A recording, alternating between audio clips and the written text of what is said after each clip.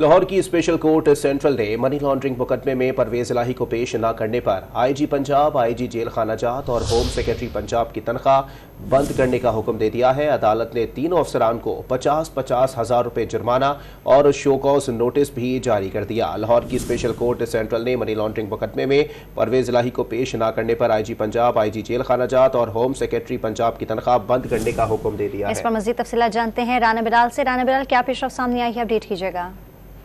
جی دیکھیں، 3 بجے تک کی مہلت دی گئی تھی عدالت کی جانب سے کہ پرویز الہی کو عدالت میں پیش کریں، لیکن عدالتی احکامات کے باوجود پرویز الہی کو آج عدالت میں پیش نہیں کیا گیا، جس پر اسپیشل کورٹ سینٹرل کے جج بخت فخر بہزاد نے آئی جی پنجاب، آئی جی جیل خانہ جات اور ہوم سیکرٹری پنجاب کی تنخواہ بند کرنے کے احکامات جاری کر دیے ہیں، اور عدالت نے تینوں افسران کو 50,000 روپے جرمانہ بھی ان پر عائد کیا ہے، اور ساتھ ہی ساتھ آئی جی پنجاب، آئی جی جیل اور ہوم سیکرٹری پنجاب کو